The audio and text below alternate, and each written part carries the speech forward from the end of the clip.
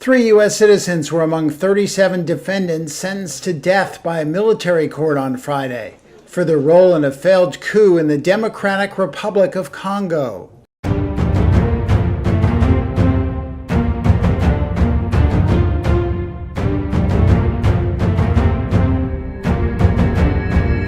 Ishani Burundi kanizere ko meze neza aho muherereye. Abanyamerika babiri harimo n'umwongereza umwe ariko bafite amamuko muri Congo ni bamwe muri 37 baciriwe urubanza gupfa, baciriwe igihano cyo gupfa ni mu gihe bagerageje gutera kudeta igihugu ca Congo hari tariki 24 ukwezi kwa gatanu 2024 iyo kudeta irabananira, iyo kudeta biranga.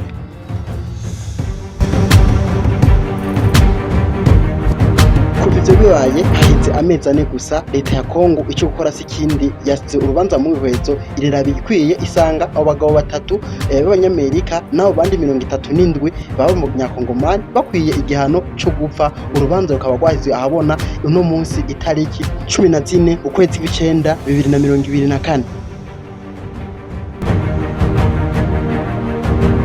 Aya niyo makuru dufise ariko aravugwa mu gihugu ca Congo mu gihugu kibanyi. Guys, umwe yakubwira ngo igihano cy'urupfu, igihano cyo gupfa ngo cyarakuwe, uzomubwire ko yakubeshe bivana n'icyaha wagira. Irindi vyaha na cyane cyane ko ari kimwe mu bishobora gutuma ubuzima bwawe buja mu kaga. Guys,